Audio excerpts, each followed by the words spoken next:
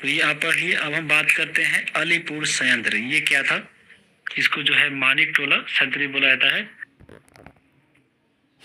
तो अलीपुर संयंत्र की बात करें तो अलीपुर संयंत्र को ही बोला जाता है मानिक टोला संयंत्र। मानिक टोला इसलिए बोला जाता है क्योंकि ये मानिक टोला एक जगह था आपको पश्चिम बंगाल में, और यहाँ पे जो है एक हथियार बनाने का कारखाना खोला गया था नरेंद्र घोष के द्वारा। तो अलीपुर बोलिए या मानिक टोला दोनों एक ही जगह है। तो हथियार कारखाना एक खोला गया था मानिक टोला में, किनके द्वारा? तो नरेंद्र घोष के द्वारा। और यहाँ पे जो है भारतीय लोगों को बम बनाना सिखाया जा रहा था। बाकी अन्य क्रांतिकारियों को जो है दूसरे देश भी भेजा जाता था ताकि वहां पे वो लोग जाकर जो है हथियार बनाना सीखे। तो यहाँ पे एक व्यक्ति थे जिनका नाम था हेमचंद्र कानूनगो। तो हेमचंद्र कानूनगो को जो है रूसी अप्रवासी के द्वारा हथियार बनाने सीखने के लिए इनको जो है पेरिस भेजा गया, हेमचंद्र कानूनगो को।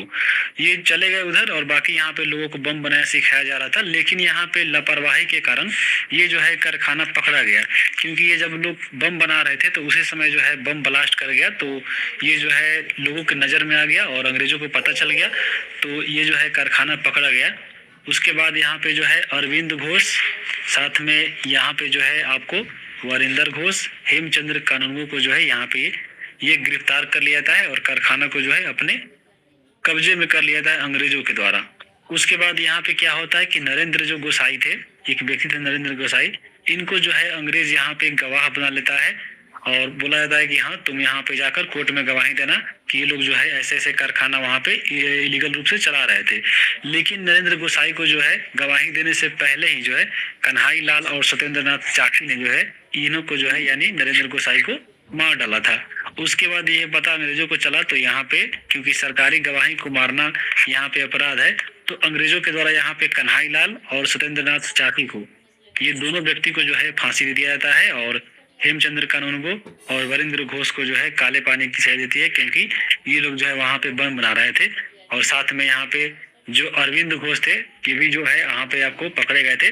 तो अरविंद घोष यहाँ से जो है निकल गए थे क्योंकि इनका जो है केस लड़े थे चित्तरंजन दास। तो ये बहुत इंपॉर्टेंट है, याद रखिएगा। चित्तरंजन दास जो थे अरविंदो घोष का यहाँ पे केस लड़े और अरविंद घोष जो है यहाँ से बरी हो जाते हैं और ये हमेशा के लिए पांडिचेरी चले जाते हैं और पांडिचेरी जाकर ये औरोविलो आश्रम बनाकर ये अपना ये रहने लगते हैं। तो अरविंद घोष के बारे में याद रखिएगा, ये जो है आपको मानिक टोला संयंत्र से जो है ये जुड़े हुए हैं, यानी अलीपुर संयंत्र से। अब यहाँ पे देखिए अगला घटना है मुजफ्फरपुर षड्यंत्र। ये क्या था? ये भी आपको 1908 में ही घटा था। ये क्या था? तो देखिए मुजफ्फरपुर तो आपको मालूम होगा एक जगह है जो आपको बिहार में पड़ता है। मुजफ्फरपुर, मुजफ्फरपुर का लीची आप फेमस होंगे। बिहार को तो आपको सुने ही होंगे, बाकी दूसरे जो है मुजफ्फरपुर जान लीजिए बिहार में एक जगह पड़ता है मुजफ्फरपुर। तो यहाँ पे एक जो है जज आए थे नया बन के, जिनका नाम था किंग्सफोर्ड। तो उन्हीं पे यह घटना आधारित है। तो पहले ये जो किंग्सफोर्ड थे यानी मजिस्ट्रेट थे, ये कोलकाता के मजिस्ट्रेट थे। तो कोलकाता के मजिस्ट्रेट को यहाँ पे जो है प्रमोशन मिला किंग्सफोर्ड को, और ये जो है मुजफ्फरपुर में सत्र न्यायाधीश के रूप में जो है इनको नियुक्ति मिली। कहाँ पे? मुजफ्फरपुर में। तो ये जो किंग्सफोर्ड थे ये बहुत बदनाम थे क्रांतिकारियों के लिए, क्योंकि ये किंग्सफोर्ड सीधा आपको जो नजर आ रहा था कि हाँ ये क्रांतिकारी है, तो उनको सीधे यहाँ पे फांसी की सजा दे देती थी, थोड़ा भी अगर कुछ भी गलती किया हो तो। उसलिए ये जाना जाता था कि हाँ ये बदनाम के लिए जाना जाता था किंग्सफोर्ड। तो जब किंग्सफोर्ड यहाँ पे जब मुजफ्फरपुर में सत्र न्यायाधीश बन के आया, तो यहाँ पे उस समय ये जो मुजफ्फरपुर के जो भी क्रांतिकारी थे चाहा कि हाँ इनको हम लोग यहाँ पे मार देते हैं ताकि ये क्रांतिकारी गतिविधियां यहाँ पे होते रहेगी। तो किंग्सफोर्ड को मारने के लिए ये जो युगांतर समिति बना था, तो युगांतर समिति के द्वारा प्रफुल्ल चाकी और खुदीराम बोस को जो है भेजा गया कि जाइए आप लोग किंग्सफोर्ड को मार के आइए। तो यहाँ पे उसके लिए जो है डेट निर्धारित किया गया, प्लान बना, और ये बना डेट निर्धारित किया गया 30 अप्रैल 1908। ये आपको डेट याद रखना है। 30 अप्रैल 1908 को जो है आपको प्रफुल्ल चाकी और साथ में आपको खुदीराम बोस, ये दोनों जो है जाते हैं किंग्सफोर्ड को मारने। और क्या होता है कि बग्घी पे सवार होकर, जो टांगा टाइप का होता है बग्घी होता है, तो बग्घी पे सवार होकर किंग्सफोर्ड एक जो है रास्ते से जा रहा होता है, और यहाँ पे जो है प्रफुल्ल चाकी और खुदीराम बोस के द्वारा जो है किंग्सफोर्ड के ऊपर यहाँ पे बम फेंका जाता है। लेकिन यहाँ पे गलती से क्या होता है कि ये जो है बम किंग्सफोर्ड के गाड़ी पे नहीं गिर के उसके बगल में जो है कैनेडी की गाड़ी जा रही थी और उसमें जो है कैनेडी की वाइफ और बेटी बैठी थी, मिस कैनेडी और मिसेज कैनेडी। तो इनके गाड़ी पर जो है बम गिर जाता है और ये दोनों को यहाँ पे मौत होता है और किंग्सफोर्ड जो है यहाँ पे ये बच निकलता है और वहाँ पे एकदम अफरा तफरी का माहौल होता है। और ये दोनों क्रांतिकारी जो थे प्रफुल्ल चाकी और खुदीराम बोस, ये जो है दोनों भागने लगते हैं।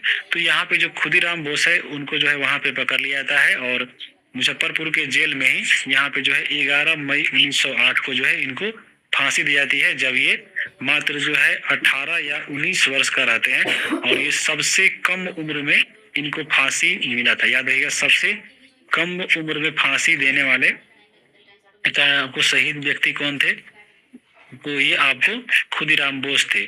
तो यहाँ पे इनको भी याद रखिएगा। बाकी ये तो आपको पकड़े गए, खुदीराम बोस गए, बाकी आपको जो प्रफुल्ल चाकी थे ये जो है वहां से भाग रहे थे और भागने के प्रयास में ही यहाँ पे जो है उनको जो है एक दरोगा था वहां का नंदलाल, तो नंदलाल ने पहचान लिया कि ये आपको प्रफुल्ल चाकी है।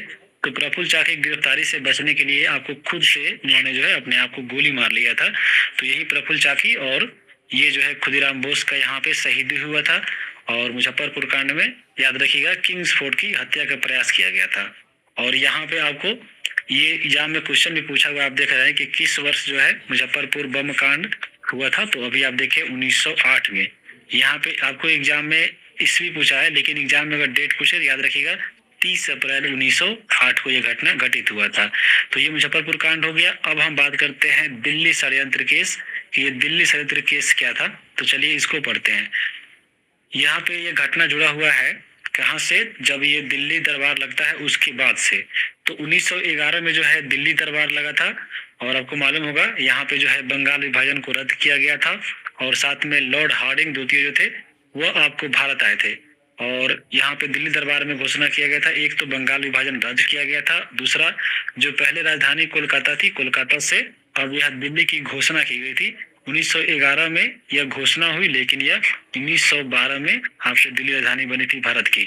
तो यहाँ पे जब ये दिल्ली बनने वाला था, दिल्ली हो गया, ये तो घोषणा हुआ, लेकिन जब दिल्ली राजधानी बनने वाला था, जब बन गया, तो वहाँ पे जो है लॉर्ड हार्डिंग के स्वागत के लिए यहाँ पे जो है दिल्ली में एक समारोह की घोषणा की जाती है कि यहाँ पे दिसंबर 1912 में जो है दिल्ली में हम लोग एक समारोह करेंगे और वहाँ पे जो है लॉर्ड हार्डिंग को यहाँ पे उनका हम स्वागत करेंगे, एक राज यात्रा निकालेंगे। तो इसी में जो है यहाँ पे लॉर्ड हार्डिंग को मारने का प्लान बनाया गया था क्रांतिकारियों के द्वारा। तो क्रांतिकारियों की योजना क्या था कि यहाँ पे लॉर्ड हार्डिंग को हम लोग यहाँ पे मारेंगे। और ये जो योजना बनाया गया था वह बनाया गया था रास बिहारी बोस और सचिंद्र नाथ सान्याल के द्वारा। यहाँ पे ये लोग प्लान बनाए कि हाँ हम लोग अब जो है इनको लॉर्ड हार्डिंग को यहाँ पे मारेंगे। साथ में यहाँ पे देखिए लॉर्ड हार्डिंग के जो मारने का प्लान था तो वो कैसे मारेंगे, तो उस पे जो है हम लोग फिर से बम फेंकेंगे। यहाँ पे बम फेंकने का प्लान बना फिर, तो कब 23 दिसंबर 1912 को डेट निर्धारित किया गया। और जब राज यात्रा निकली लॉर्ड हार्डिंग की तो ये दिल्ली के चांदनी चौक से गुजर रही थी। तो चांदनी चौक के पास में ही यहाँ पे जो है अमीन चंद, अवध बिहारी, बाल मुकुंद, उसके बाद बसंत कुमार विश्वास जो रास बिहारी के नौकर थे, इनके द्वारा जो है यहाँ पे 23 दिसंबर 1912 को चांदनी चौक के पास जब रात निकली जाती है तो उसी समय जो है लॉर्ड हार्डिंग पे बम फेंका जाता है। तो जब बम फेंका गया तो यहाँ पे वो तो बच गए, लेकिन यहाँ पे इस घटना में जो है 13 लोगों को यहाँ पे गिरफ्तार किया गया और उन सभी पे जो है मुकदमा चलाया गया। जिसमें आपको अगर मेन व्यक्ति की बात करें तो इसमें जो है आपको मास्टर अमीन चंद, अवध बिहारी और ये जो है बाल मुकुंद, इन लोगों को जो है यहाँ पे दिल्ली में 8 मई 1915 को यहाँ पे फांसी दी जाती है। और बाकी जो बसंत कुमार विश्वास रहते हैं उनको अम्बाला में फांसी दिया जाता है। और रास बिहारी जो है वह बोस जो बचने यहाँ पे गिरफ्तारी से बचने के लिए ये भागकर जापान चले जाते हैं। फिर जब यहाँ पे उनकी मुलाकात होती है सुभाष चंद्र बोस से, तब वहाँ पे INA का संगठन के साथ जुड़कर ये जो है अपना भारतीय राष्ट्रीय आंदोलन में योगदान देते हैं। तो यहाँ पे यही था दिल्ली षड्यंत्र केस। आप हार्डिंग पे बम जो गिराया गया था उसी से संबंधित था, यहाँ पे आप देख लीजिए। अब ये आपको बंगाल में भी देख लिए और महाराष्ट्र में देख लिए। अब हम बात करते हैं कि पंजाब में क्रांतिकारी आंदोलन कैसे हुआ था। तो सबसे पहले एक पंजाब में समस्या क्या थी, तो पंजाब सरकार के द्वारा चिनाब और जो रावी नदी है तो उसके दोआब वाले क्षेत्रों में, यानी आपको दो नदियों के बीच के जो भूमि होता है उसको बोलते हैं दोआब।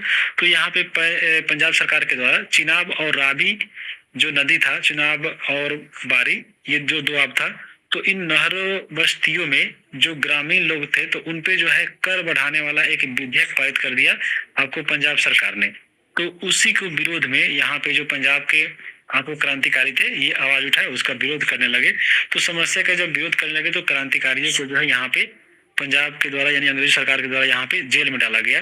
तो उसमें कौन कौन थे, तो आपको लाला लाजपत राय थे, अजीत सिंह थे, उसके बाद लालचंद फलक थे, भाई परमानंद थे, लाला हरदयाल थे। ये लोग जो है पंजाब के क्रांतिकारी थे। तो यहाँ पे जब ये जेल में डालने लगा गया तो यहाँ पे लाला लाजपत राय, अजीत सिंह और साथ में लाला हरदयाल, इन तीनों लोगों को जो है यहाँ पे देश निर्वासित कर दिया, यानी देश छोड़ने का ये आदेश दिया गया। तो यहाँ पे ये हो गया। बाकी आपको लालचंद फलक और भाई परमानंद को जो है यहाँ पे जेल की सजा दी जाती है। और यहीं से जो है लाला हरदयाल जब देश निर्वासित हो जाता है, देश से चले जाते हैं, तो ये जो है आपको चले जाते हैं अमेरिका, और अमेरिका में जाकर गदर आंदोलन की जो है शुरुआत करते हैं 1 नवंबर 1913 को। फिर यहाँ पे ये जो है आपके प्रथम विश्व युद्ध जब होता है तो बाद में ये आपको लाला हरदयाल चले जाते हैं जर्मनी, और फिर वहाँ पे जाकर बर्लिन में जो है भारतीय स्वतंत्रता समिति का एक गठन भी स्थापित किया था इनके द्वारा। बाकी जब ये समस्या पे जो है यहाँ पे जो क्रांतिकारी विरोध कर रहे थे तो उनके द्वारा उस समय कुछ पुस्तक लिखा गया था, जैसे अनहैप्पी इंडिया लिखा गया था लाला लाजपत राय के द्वारा। उसके साथ जो अजीत सिंह थे ये जो है अपना एक अखबार चलाते थे, अजीत सिंह, जिनका नाम था भारत माता। और यहाँ पे जो है इनके संगठन था जिनका नाम था मजमून ए मोहिसानी वतन, ये अजीत सिंह का था। बाकी ये लाला हरदयाल जो थे इनकी पुस्तक लिया था हिंट्स फॉर सेल्फ कल्चर, तो ये भी आपको पुस्तक का नाम यहाँ पे याद रखना है। बाकी हम अब देखेंगे अगला जो है, ये तो है आपका प्रथम चरण जो था आपका, अभी आप देख लिए 1905 से लेकर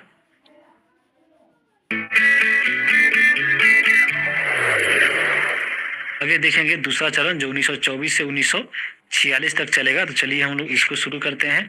देखिए द्वितीय आपका क्यों शुरू हुआ, सबसे पहले तो आपको 1915 तक खत्म हो गया, क्योंकि इस समय तो आपको गांधी जी आ गए थे। तो गांधी जी के आगमन से गांधी जी आपको अहिंसा मार्ग अपना लिए और वहां से गांधी जी कांग्रेस का नेतृत्व करने लगे थे। तो यहाँ पे कुछ उस समय तक जो है आपको क्रांतिकारी आंदोलन बंद हो गया। बाकी आपको जो बड़े बड़े नेता देख रहे थे वो सभी को फांसी हो गई, जेल हो गया, आजीवन कारावास हो गया। तो आपको ये मामला धीरे धीरे थोड़ा बीच में ये कम हो गया था, लेकिन फिर जो है शुरू होता है आपको 1924 में।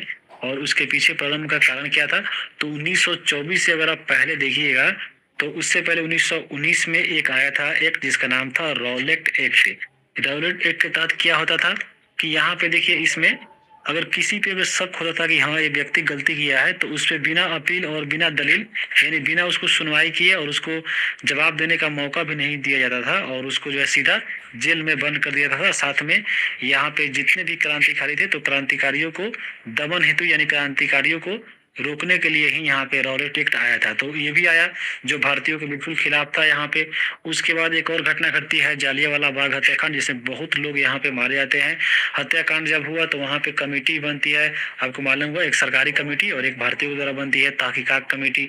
तो उसके तहत भी जो है लोगों को यहाँ पे न्याय नहीं मिलता है, और जो मारे रहते हैं गोली यहाँ पे जनरल डायर ओडायर, इन सबको जो है पुरस्कृत किया जाता है आपको लंदन में ले जाकर। तो ये सब घटना कहीं ना कहीं जो है लोगों को जो है अंग्रेजों के प्रति बहुत यहाँ पे मतलब हिंसा का भावना भारत में उत्पन्न कर दिए थे, और भारत के लोग अपने अधिकारों को चाहते थे कि यहाँ कैसे भी यहाँ पे अंग्रेजों को यहाँ से भगाया जाए। तो ये सब उस समय जो भी युवा नेता थे ये लोग धीरे धीरे अपने क्रांति के मार्ग पे फिर यहाँ पे अपना चलना शुरू कर दिए थे। फिर उसके बाद एक और घटना घटती है असहयोग आंदोलन। आपको 1922 में बताए हैं कि जब ये घटना हुआ था 1922 में असहयोग आंदोलन शुरू हुआ, और फिर 1922 में ही 5 फरवरी को एक घटना घटती जिसका नाम है चौरी चौरा। तो चौरी चौरा घटना के कारण जो है गांधी जी असहयोग आंदोलन वापस ले लेते हैं। तो उससे जो भी है लोग यहाँ पे नाराज होते हैं, क्योंकि बड़े बड़े नेता जो थे सब अपना काम छोड़कर, अपना जॉब छोड़कर, छात्र अपना पढ़ाई छोड़कर सब इसमें शामिल हुए थे। और गांधी जी यहाँ पे चौरी चौरा कांड के कारण असहयोग आंदोलन वापस जब ले लिए तो जो भी युवा लोग थे वो क्रांति की ओर यानी क्रांतिकारी मार्ग अपना लिए थे। तो असहयोग आंदोलन जो है गांधी जी ने कहा था कि 1 साल में हम आपका स्वराज दिला देंगे, लेकिन ऐसा नहीं हुआ। लोगों ने अपना नौकरी वकालत सब बहिष्कार किया। चौरी चौरा कांड के कारण असहयोग आंदोलन जब वापस हुआ, इसमें बड़े नेताओं को गिरफ्तार कर लिया गया और जो भी युवा बचे वो जो है अपना क्रांतिकारी मार्ग पे चले गए। और वहीं जो है क्रांतिकारी आंदोलन का द्वितीय चरण यहाँ पे शुरू होता है 1924 में। और यहाँ पे चलिए अब हम देखते हैं एक एक करके इसमें क्या होता है। तो यहाँ पे क्योंकि सभी जितने भी क्रांतिकारी आपको युवा जो थे अपने मार्ग पर चले गए, तो इनमें जो है एक तालमेल का होना जरूरी था, क्योंकि ये लोग जो थे कहीं कहीं अपना छुप छुपा कर जो है गुप्त संस्था बनाकर ये लोग जो है अपना आंदोलन चलाते थे। लेकिन पूरे भारत स्तर पे ऐसा एक होना चाहिए था कि हाँ इन लोगों के बीच में तालमेल बैठाए। तो उसके लिए यानी आपको सभी क्रांतिकारियों के लिए तालमेल बैठाने के लिए एक जो है अखिल भारतीय संगठन की जरूरत थी, जिसके लिए एक सम्मेलन बुलाया गया 1924 अक्टूबर में। और यह सम्मेलन कानपुर में बुलाया गया था। और इसमें जो है सचिंद्र नाथ सन्याल भाग लिए, जगदीश चंद्र चटर्जी आए, राम प्रसाद बिस्मिल, भगत सिंह, सुखदेव, भगवती चरण वोहरा, चंद्रशेखर आजाद, सी वर्मा, ये सभी लोग जो है इस सम्मेलन में भाग लिए। और यहाँ पे जो है 1924 में एक संगठन बनाया गया जिसका नाम था HRA यानी हिंदुस्तान रिपब्लिक एसोसिएशन। और इसके संस्थापक नियुक्त किए गए सचिंद्र नाथ सान्याल को। और इनके द्वारा एक पुस्तक को लिखा गया है बंदी जीवन, तो याद रखिएगा। बाकी इसमें HRA में प्रमुख नेता लोग कौन कौन थे, तो यहाँ पे आप देख लीजिए, चंद्रशेखर आजाद थे, राम प्रसाद बिस्मिल, राजेंद्र लाहिड़ी, उसके बाद अशफाक उल्ला खान, रोशन सिंह और भगवती चरण वोहरा, ये लोग जो है आपके HRA के सदस्य थे। HRA बनी तो HRA का उद्देश्य क्या था? HRA का उद्देश्य था कि क्रांतिकारी आंदोलन करके स्वतंत्रता की प्राप्ति करना, धन हथियारों को प्राप्त करना, सरकारी धन की डकैती करना। और ये सरकारी धन की डकैती करना, लूट करना जो विचार था वो आपको था राम प्रसाद बिस्मिल को, और इसी के तहत जो है काकोरी कांड किया जाता है। उसके बाद इनका HRA का उद्देश्य था कि हम लोग यहाँ पे याद करके एक संघीय गणतंत्र की स्थापना करेंगे और भारत में अन्य जगहों पर भी जो है HRA का शाखा जो है हम लोग खोलेंगे, और साथ में खोला भी गया था बहुत जगह।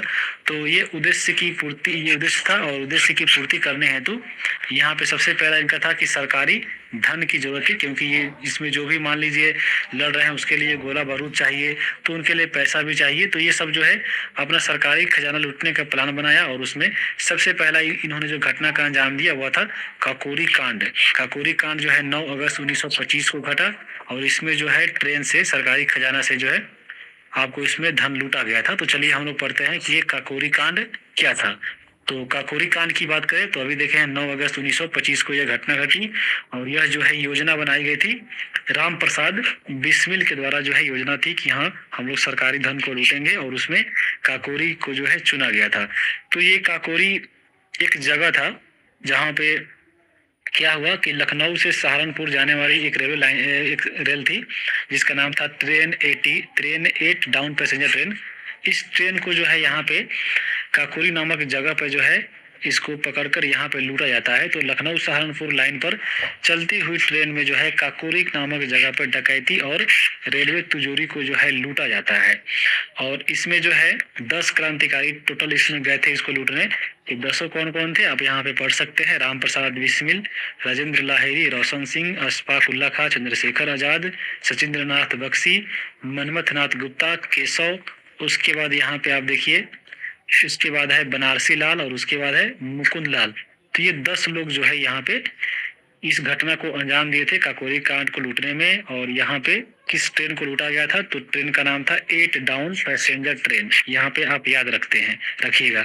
जब यहाँ पे ये 10 लोग के द्वारा जो है खजाना को लूटा जा रहा था, तो ये लोग जब ट्रेन में घुसे तो गलती से जो है गोली चली मनमथ नाथ के एक बंदूक से, और जाकर एक यात्री को लगा था जिसका नाम था अहमद अली। तो अहमद अली की मृत्यु जो है मनमथ नाथ के गोली से हुई थी, और ये गलती से गोली चल गया था। उसके बाद यहाँ पे जब लूट लिया गया तो ये लोग कुछ पकड़े भी गए, और यहाँ पे सरकार के द्वारा जो है कार्रवाई की गई इन लोगों पे। तो कार्रवाई जब हुआ तो यहाँ पे 40 लोगों को जो है इसमें गिरफ्तार किया जाता है। और यहाँ पे जो है 29 पर लखनऊ न्यायालय में यहाँ पे मुकदमा चलता है, क्योंकि पता चल गया कि हाँ ये लोग जो है HRA के सदस्य है। तो इन सभी को जो है यहाँ पे गिरफ्तारी कर लिया गया और इन पे मुकदमा चलाया गया। तो इसमें मुकदमा जब चला तो 4 क्रांतिकारियों को यहाँ पे फांसी की सजा दी गई, बाकी को जो है यहाँ पे जेल में भेज दिया जाता है। तो 4 व्यक्ति जिनको फांसी मिला, याद रखिएगा नाम उनका, राम प्रसाद बिस्मिल थे, राजेंद्र लाहिड़ी थे, रोशन सिंह थे, अशफाक उल्ला खान थे। इन चारों व्यक्तियों को जो है फांसी दी जाती है। बाद में यहाँ पे जो चंद्रशेखर आजाद थे यहाँ से ये फरार होते हैं और बाद में जाकर 1928 में जो है HSRA यानी जो हिंदुस्तान रिपब्लिक एसोसिएशन था, इस बीच में जो है इनके द्वारा जो है सोशलिस्ट जोड़ दिया जाता है और यहाँ पे चंद्रशेखर आजाद के द्वारा हिंदुस्तान सोशलिस्ट रिपब्लिक एसोसिएशन की स्थापना की जाती है 1928 में। बाद में यहाँ क्योंकि सभी नेताओं को जेल में भेज दिया गया, कुछ को फांसी दे दिया गया, तो यहाँ पे धीरे धीरे HR यहाँ पे समाप्त हो गया और बाद में HSRA का गठन जो होता है वह फिर जो है क्रांतिकारी आंदोलनों का नेतृत्व करता है। तो उसके बारे में हम लोग पढ़ेंगे। लेकिन यहाँ पे देखिए, यहाँ से क्वेश्चन एग्जाम में पूछा हुआ है, TRE 1 के TGT में पूछा हुआ है कि इनमें से कौन क्रांतिकारी काकोरी ट्रेन कांड से संबंधित नहीं है। तो अब देखिए, अशफाक उल्ला, राम प्रसाद बिस्मिल, प्रफुल्ल चाकी। तो यहाँ पे देखिए प्रफुल्ल चाकी जो है इसमें शामिल नहीं थे। प्रफुल्ल चाकी तो आपको मुजफ्फरपुर जो आपका बम कांड था अभी आप देखे हैं, मुजफ्फरपुर कांड में जो है ये अपने आप को गोली मार लिए थे प्रफुल्ल चाकी, खुदीराम बोस। तो ये आपको जो है काकोरी कांड से संबंधित नहीं है। बाकी यहाँ पे आप 10 नाम जो देखे हैं ये सभी आपको शामिल थे। यहाँ पे आप इसमें से एग्जाम में कोई पूछे तो यहाँ पे आप ध्यान रखिएगा। अब हम आगे देखेंगे जो HSRA का स्थापना किया था चंद्रशेखर आजाद के द्वारा 1928 में, क्योंकि आप देखे थे कि जो काकोरी कांड हुआ था तो उसमें जो है आपको चंद्रशेखर आजाद वहां से फरार हो गए थे और फरार होकर जो है इन्होंने 1928 में 10 सितंबर के दिन को ये जो है HSRA यानी हिंदुस्तान सोशलिस्ट रिपब्लिक एसोसिएशन का स्थापना करते हैं दिल्ली में, दिल्ली के फिरोज शाह कोतला मैदान में। तो ये जो आपका HSRA जो संगठन बना, यह जो एक लोकतांत्रिक संगठन था, क्योंकि इसमें जो भी निर्णय लिया था तो उसके सदस्यों के द्वारा बहुमत लिया जाता था कि हाँ क्या ये निर्णय सही है, तब जाकर निर्णय लिया जाता था। क्योंकि आप पहले देखे हैं जो HRA बना था तो उसमें केवल एक व्यक्ति के जो है विचार पे ही जो है ट्रेन को लूटा गया था काकोरी कांड को। लेकिन इसमें जो है बोल दिया गया कि यहाँ पे लोकतांत्रिक संगठन है या सभी लोग विचार विमर्श करके ही यहाँ पे जो किसी घटना को अंजाम दिया जाएगा। तो इसके जो प्रमुख सदस्य उसमें थे आपके चंद्रशेखर आजाद तो थे ही, बाद में से देखिए आपको भगत सिंह जुड़ गए, सुखदेव, राजगुरु, भगवती चरण वोहरा और जयगोपाल, ये लोग जो है आपको HSRA के संगठन के सदस्य बने और इनका उद्देश्य था कि क्रांतिकारी आंदोलन कर समाजवादी गणतंत्र की स्थापना करा। तो यहाँ पे HSRA के द्वारा जो है 3 महत्वपूर्ण घटना घटती है। HRA के द्वारा देख लिए काकोरी कांड, लेकिन यहाँ पे HSRA के द्वारा 3 घटना, एक जो है सॉन्डर्स की हत्या 1928 में, उसके बाद यहाँ पे देखिए असेंबली में बम कांड यानी बम फेंका गया 1929 में, और लाहौर षड्यंत्र केस जो चलाया गया था 1929 में। ये 3 जो है घटना HSRA के सदस्यों के द्वारा दी जाती है, जो बहुत ही इंपॉर्टेंट है। अब हम एक एक करके तीनों घटनाओं के बारे में पढ़ेंगे। तो सबसे पहले हम लोग देखेंगे सॉन्डर्स हत्याकांड क्या था। तो देखिए ये जो है सॉन्डर्स जो था, सॉन्डर्स क्या मारा गया था 17 दिसंबर 1923 को। तो सॉन्डर्स क्या था, सबसे पहले चलिए हम इसको देखते हैं। तो देखिए ये जुड़ा हुआ है साइमन कमीशन से। तो साइमन कमीशन जो है वह आपको आया था, भारत आया था 1928 को और इसका गठन किया गया था 1927 को, और ये भी क्वेश्चन आपके TRE में क्वेश्चन पूछा गया है। तो ये साइमन कमीशन भारत क्यों आया था, तो इससे पहले यानी 10 साल पहले ऐसा बोला गया था कि जो मॉन्टेग्यू चेम्सफोर्ड अधिनियम आया था यानी भारत सरकार अधिनियम 1919, तो यहाँ पे ये जब आया था तो इसी में जो है एक चर्चा था कि 10 साल के बाद हम लोग जो है एक नया आयोग लाएंगे जिसका नाम रहेगा साइमन कमीशन, जो मॉन्टेग्यू चेम्सफोर्ड अधिनियम को जांच करेगा कि हाँ ये अपना काम सही से कर रहा है कि नहीं। लेकिन ये आना था आपको 10 साल बाद यानी 1929 में आना था, लेकिन यह आपको आया था 1928 में आ गया था, क्योंकि ब्रिटेन में उस समय चुनाव होने वाला था, सरकार बदलने वाला था, इसलिए ये लोग जो है पहले ही ला दिए थे। तो यहाँ पे ये जब आया साइमन कमीशन तो यहाँ पे भारत में बहुत विरोध किया गया, क्योंकि साइमन कमीशन के जो भी सदस्य थे वो सभी अंग्रेज थे। तो यहाँ पे इसमें क्या किया गया कि भारतीयों के द्वारा मुंबई में, सबसे पहले तो मुंबई में जैसे ये लोग उतरे बंदरगाह पे मुंबई में, तो बहुत विरोध किया गया, काला झंडा दिखाया गया। लेकिन फिर भी ये भारत आए तो भारत के अन्य जगह पर भी जो है इनका विरोध किया गया। तो जब पंजाब में विरोध चल रहा था तो पंजाब में यानी लाहौर में, तो उस समय जो नेतृत्व कर रहे थे वह कर रहे थे लाला लाजपत राय जो है पंजाब में जो है साइमन कमीशन के विरोध कर रहे थे। और इस विरोध करने के दौरान यानी जो लाहौर था, तो लाहौर के उस समय SSP थे JS स्कॉट और उस समय ASP थे JP सॉन्डर्स। तो SSP वहाँ के जो थे JP स्कॉट, इन्होंने जो है जब यहाँ पे जब विरोध करने लगे लाला लाजपत राय, तो यहाँ पे JS स्कॉट के द्वारा जो है आदेश दे दिया गया कि इन सब पे लाठीचार्ज किया जाए। तो JP सॉन्डर्स और बाकी जो अन्य सिपाही थे ये जो है लाठीचार्ज करने लगे सभी पे। और उसी लाठी चार्ज में जो है एक लाठी जो है आपको लग गया था लाला लाजपत राय को, जिससे लाला लाजपत राय घायल हुए और बाद में 17 दिसंबर को इनकी मृत्यु हो जाती है। तो यहाँ पे यही आपका सॉन्डर्स हत्याकांड से जुड़ा हुआ घटना है। बाद में सॉन्डर्स को भी यहाँ पे मार दिया जाता है, तो उसको भी तो हम पढ़ेंगे ही। लेकिन साइमन कमीशन का विरोध हुए लाठीचार्ज में लाला लाजपत राय यहाँ पे घायल होते हैं और एक लाठीचार्ज करने वाला इसमें जेपी सॉन्डर्स भी होता है, क्योंकि इनकी जो है लाठी जो है इनके सर पे लगी होती है और यहाँ पे ये घायल हो जाते हैं।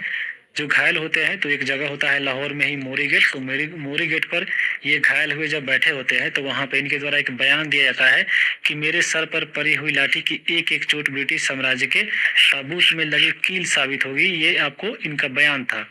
बाकी यहाँ पे ये जो है 30 अक्टूबर को ये घायल हुए। बाकी 17 नवंबर 1928 को जो है इनकी मृत्यु हो जाती है लाला लाजपत राय की। बाकी ये जब मृत्यु होती है तो बहुत पूरा भारत जो है इनके मौत पे शोक मनाता है। लाला लाजपत राय की 2 उपाधि आप याद रख सकते हैं, ये पंजाब से थे तो पंजाब केसरी और शेर पंजाब जो है इनको बोला जाता है। तो ये आपको सॉन्डर्स हत्याकांड था, लेकिन अभी तो इनका बदला मृत्यु का लेना था। तो देखिए लाला लाजपत राय की मृत्यु का बदला कैसे लिया जाता है HSRA के द्वारा सॉन्डर्स की हत्या करके। तो यहाँ पे देखिए इसमें योजना बनती है। लाला लाजपत की मृत्यु जब हुआ था तो HSRA के सदस्यों ने एक योजना बनाई कि हम लोग जो है इनको मारेंगे, यानी जो इनको मारा है इनको हम मारेंगे। तो योजना बनती है कि JS स्कॉट को हम लोग यहाँ पे हत्या करेंगे, जो SSP थे लाहौर के। तो JS स्कॉट की हत्या करने की योजना बनाई और इसमें योजना का जो प्रबंध करता थे वो बनाए थे सुखदेव को। और यहाँ पे JS स्कॉट को मारने के लिए जो है 4 क्रांतिकारियों को चुना गया, जिनका नाम था भगत सिंह, राजगुरु, चंद्रशेखर आजाद और जय गोपाल। तो ये चारों लोग जो है यहाँ पे ये लोग चले गए मारने JS स्कॉट को। जब यहाँ पे मारने गए तो ये जो जय गोपाल थे ये जो है स्कॉट को नहीं पहचान पाए और स्कॉट की जगह पे जो है ये सॉन्डर्स को मतलब सॉन्डर्स को इन्होंने जो है स्कॉट समझ लिया गलती से। तो यहाँ पे मारना चाहिए था स्कॉट को, लेकिन यहाँ पे सब कोई जो है सॉन्डर्स को ही मार दिया, क्योंकि गलत आदमी ही पहचान लिया गया था। लेकिन दोनों उसमें शामिल था ही, तो सॉन्डर्स को यहाँ पे मारा जाता है। और सॉन्डर्स को मारने में सबसे पहले गोली चलाती है कौन, तो राजगुरु की तरफ चलाया जाता है। पहली गोली इन्हें मारते हैं, फिर उसके बाद भगत सिंह जो है लगातार 2 गोली इनको मारते हैं सॉन्डर्स को, और उसके बाद चंद्रशेखर आजाद भी उनको मारते हैं और बाकी वहां से ये लोग फरार हो जाते हैं। बाकी यहाँ पे जब ये भाग रहे होते हैं तो वहां पे पुलिस के द्वारा जो है क्रांतिकारियों का पीछा करने के दौरान 2 हेड कांस्टेबल भी वहां पे मारे जाते हैं, जिनका नाम है चनन सिंह और मिस्टर कार्ल, क्योंकि ये लोग जो है इन सबको पकड़ना चाह रहे थे जो हेड कांस्टेबल थे। तो यहाँ पे इनके द्वारा गोली चलती है चंद्रशेखर आजाद के द्वारा और भगत सिंह के द्वारा। जो चंद्रशेखर आजाद के द्वारा चनन सिंह मारे जाते हैं और भगत सिंह के द्वारा मिस्टर कार्ल जो थे वो मारे जाते हैं। तो याद रखिएगा, च से चंद्रशेखर, च से चनन सिंह गोली मारी और मिस्टर कार्ल को जो है भगत सिंह ने यहाँ पे जो है गोली मारी थी। ये 2 हेड कांस्टेबल भी यहाँ पे मारे गए थे और साथ में आपको सॉन्डर्स तो मारा गया ही था। तो ये आपका लाला लाजपत राय के मृत्यु का बदला जो है ऐसे लिया गया था HSRA के सदस्यों के द्वारा सॉन्डर्स की हत्या लेकर। तो ये था। उसके बाद जो देखिए HSRA के द्वारा एक और घटना अंजाम दिया था, वह है असेंबली बम कांड। तो असेंबली बम कांड की बात करें तो ये घटना होती है 8 अप्रैल 1929 को। तो असेंबली नाम से समझ रहे हैं कि असेंबली यानी जो उस समय संसद भवन था, जैसे आप अभी का जो लोकसभा देख रहे हैं वही उस समय असेंबली था। तो इसी असेंबली में जो है बम फेंका गया था। तो ये घटना क्या था, चलिए इसको देखते हैं। तो 8 अप्रैल 1929 को केंद्रीय विधानसभा दिल्ली में जो है 2 बिल पास होने वाला था आपको असेंबली में। तो जब 2 बिल पास होने वाला था वह था पब्लिक सेफ्टी बिल और दूसरा ट्रेड डिस्प्यूट बिल। ये जो दोनों बिल था वह भारतीयों के पक्ष में नहीं था, तो इसलिए यहाँ पे लोगों ने इसके खिलाफ आवाज उठाया। और उस समय जो आपको एक बहुत इंपॉर्टेंट याद रखिएगा कि 1929 में जब ये बिल पास हुआ था तो उस समय जो विधानसभा के अध्यक्ष थे एक भारतीय थे और वह प्रथम भारतीय थे जिनका नाम था विठल भाई पटेल। ये प्रथम आपको याद रखिएगा केंद्रीय विधानसभा के ये अध्यक्ष बने थे। और उसी समय जो है यह बिल दोनों पास होने वाला था, उसी समय जो है बम फेंका गया था। तो उस समय अन्य उपस्थित व्यक्ति भी थे, जैसे जवाहरलाल नेहरू हो गए, उसके बाद मोहम्मद अली जिन्ना, उसके बाद साइमन जो थे, ये सभी के सभी आपको 1929 में इसी लोकसभा में यानी असेंबली में ये लोग बैठे थे। और यहाँ पे HSRA का जो क्रांतिकारी थे इन्होंने योजना बनाया था कि हम लोग यहाँ पे बम फेंकेंगे। तो यहाँ पे देखिए क्रांतिकारियों की योजना क्या थी। इनकी योजना थी कि असेंबली में हम लोग बम फेंकेंगे, उसके बाद यहाँ पे हम लोग पर्ची बांटेंगे और खुद को यहाँ पे हम लोग आत्मसमर्पण कर देंगे। और यहाँ पे जब ये बम फेंके तो इनके द्वारा जो है यहाँ पे नारा भी लगाया गया, इंकलाब जिंदाबाद और साम्राज्यवाद का नाश हो।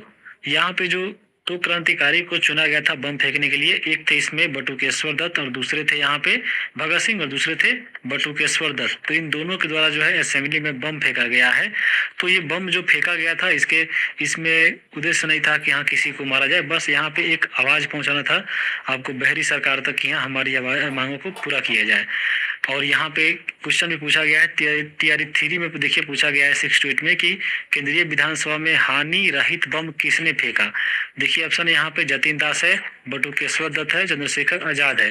तो यहाँ पे बटुकेश्वर दत्त और साथ में भगत सिंह यहाँ पे फेंके थे। तो यहाँ पे ऑप्शन नंबर केवल यहाँ पे बी होगा। बहुत कोई जल्दी जल्दी के चक्कर में यहाँ पे चंद्रशेखर आजाद और भगत सिंह में अंतर नहीं समझते हैं, तो ये ऑप्शन नंबर डी मान लेते हैं, लेकिन यहाँ पे ऑप्शन नंबर केवल बी होगा, भगत सिंह और बटुकेश्वर दत्त इन दोनों के द्वारा फेंका गया था। और यहाँ पे देखिए ये आपका जीएस का क्वेश्चन है, जो जीएस पेपर पूछा जाता है आपको 40 नंबर में, उसमें जो है एग्जाम में क्वेश्चन पूछा है 41 नंबर। अगर रहता सब्जेक्ट का तो यहाँ पे ऐसे रहता एच और यहाँ पे क्वेश्चन संख्या होता मान लीजिए 5, तो ऐसे रहता 41 नंबर है। यानी ये समझ लीजिए आपका जीएस में ये क्वेश्चन पूछा गया था आपको भगत सिंह और साथ में बटुकेश्वर दत्त के द्वारा जो है ये बम फेंका गया था। अब यहाँ पे जो हानि रहित बम था, क्योंकि इसे कोई हानि पहुंचाने का उद्देश्य नहीं था क्रांतिकारियों का। यहाँ पे देखिए बम फेंकने का पीछे उद्देश्य क्या था कि बहरी सरकार तक अपनी आवाज को पहुंचाना और किसी को जान माल की हानि को नहीं पहुंचाना था, आत्मसमर्पण करना और अपनी कोर्ट को जो है कोर्ट तक पहुंचाना कि यहाँ हमारी मांग को जो है पूरा नहीं किया जा रहा है। इसी उद्देश्य से जो है यहाँ पे असेंबली में बम फेंका गया था। तो यहाँ पे जब बम फेंके तो आपको अभी बताया है कि इंकलाब जिंदाबाद का यहाँ पे नारा जो है दिया गया था। तो जो इंकलाब जिंदाबाद का नारा है ये 1921 में सबसे पहले जो है हसरत मोहानी ने दिया था।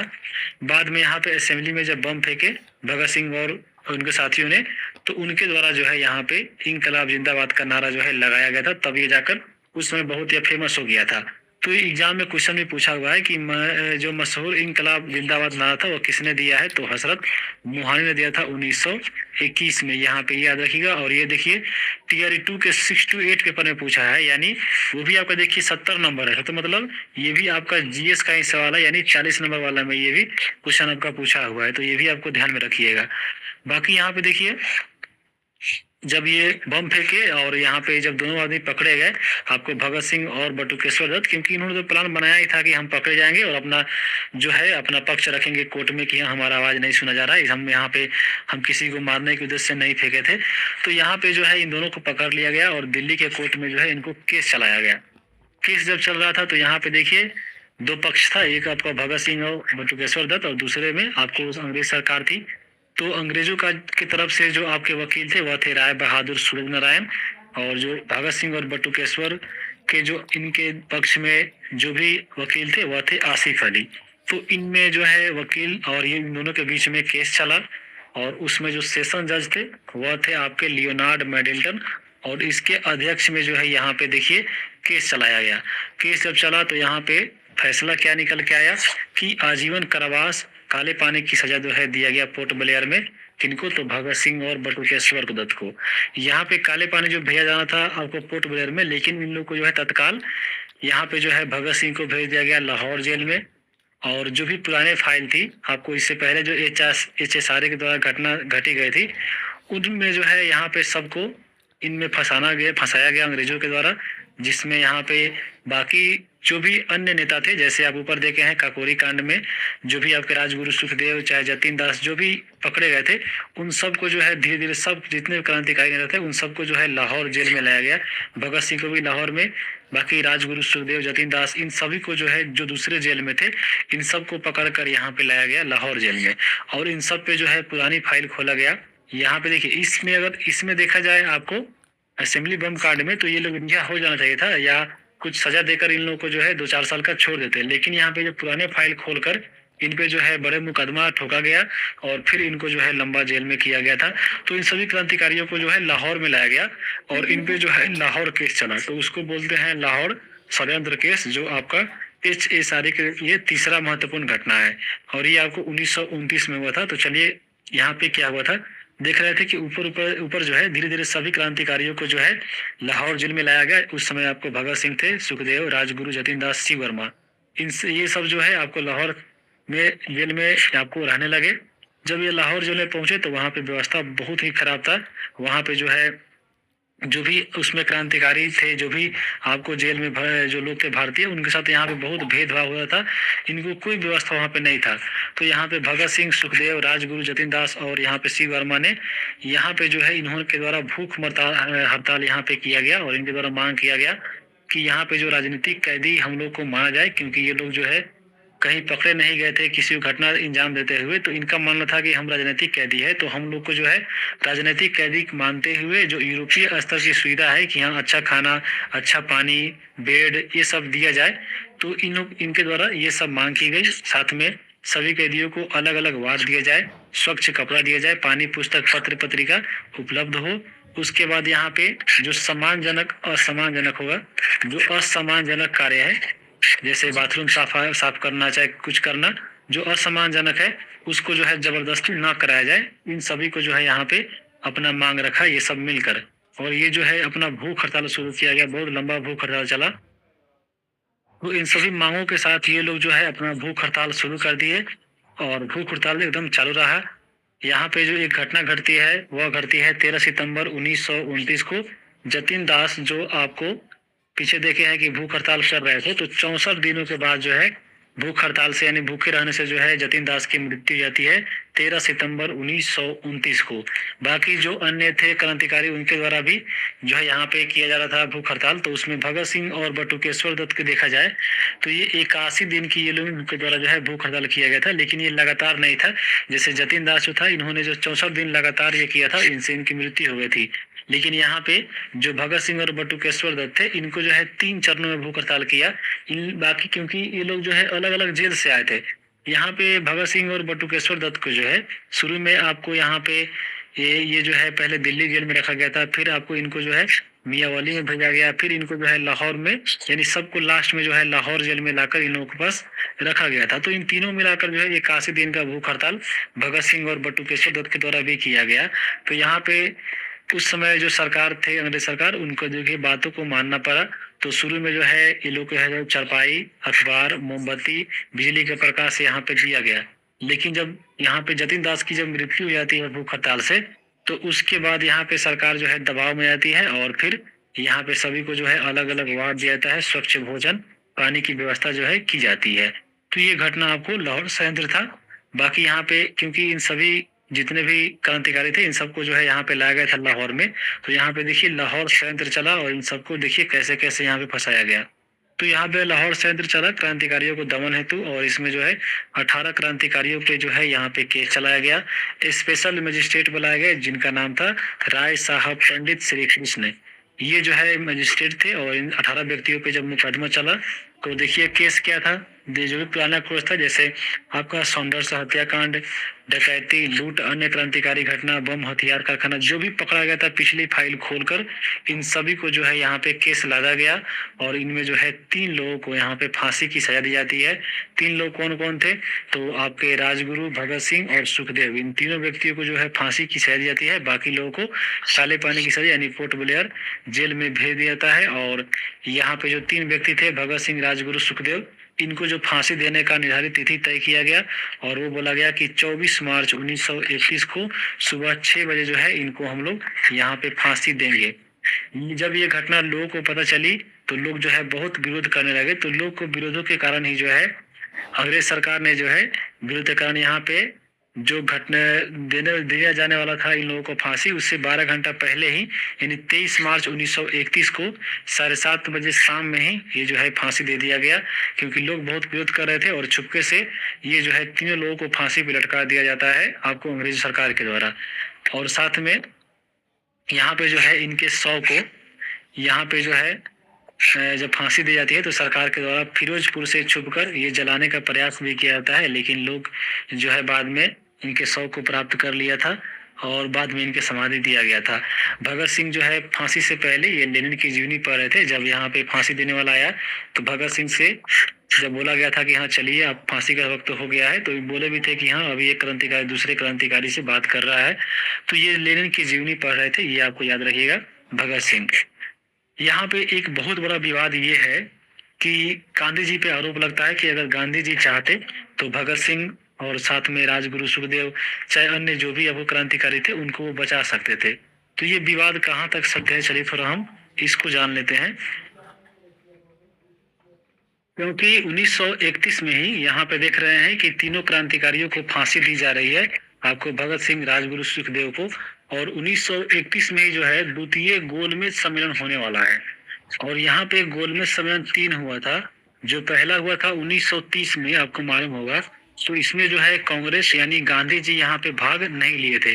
और यहाँ पे गांधी जी का भाग नहीं लेना यानी कांग्रेस का भाग नहीं लेना माना गया। और सीधा वो उसमें बोल भी दिया गया था कि एक यह ऐसा बारात है जिसमें बारात यानी दूल्हा ही नहीं शामिल हुआ है, यानी गांधी जी ही शामिल नहीं हुआ है। तो इसलिए यहाँ पे 1930 में कोई निर्णय नहीं निकला था। तो यहाँ पे दूसरा जो गोलमेज सम्मेलन हुआ था 1931 में, इसमें कैसे भी करके गांधी जी को यहाँ पे शामिल होना था। तो उसके लिए यहाँ पे इरविन और आपको गांधी जी के बीच में एक समझौता होता है जिसको बोलते हैं गांधी इरविन समझौता। और इसी समझौता में ऐसा कहा जाता है कि अगर गांधी जी चाहते तो यहाँ पे भगत सिंह की फांसी को रोक सकते थे। तो यहाँ पे क्योंकि कैसे भी गांधी जी को शामिल करना था द्वितीय गोलमेज सम्मेलन में, तो सरकार के द्वारा, यानी सरकार में उस समय इरविन थे, तो गांधी और इरविन के बीच में गांधी इरविन समझौता होता है 5 मार्च 1931 को। और यहाँ पे एक समझौता भी होता है। और इस समझौते में केवल यह होता है कि जो राजनीतिक कैदी है उन्हीं को यहाँ पे रिहा किया जाए। बाकी जो क्रांतिकारी है, जो आपको कहीं ना कहीं संलिप्त है कहीं ना कहीं क्रांतिकारी संगठन से, तो उनको यहाँ पे रिहा करने की बात नहीं हुई। केवल कह दिया गया कि राजनीतिक कैदियों को रिहा किया जाए, यानी जो भी आपको कहीं ना कहीं पकड़ाए नहीं थे वैसे क्रांतिकारी घटना में, तो उनको यहाँ पे रिहा कर दिया गया। बाकी जो भी फांसी की सजा दी गई थी उनको यहाँ पे फांसी की सजा दी जाती है। तो ऐसा कहा जाता है कि अगर गांधी जी चाहते तो इनको भी यहाँ पे बचा सकते थे, लेकिन कहीं ना कहीं गांधी जी पे भी प्रेशर था। कहीं ना कहीं ये चाहते, ये भी सोचते थे कि हाँ, अगर हम लोग भी अगर उसी समय क्रांतिकारियों के साथ दिए तो कहीं ना कहीं हम लोग को भी सरकार जेल में न डाल दे और फिर से पूरा हम लोग गुलाम में, मतलब गुलामी में बंध जाए।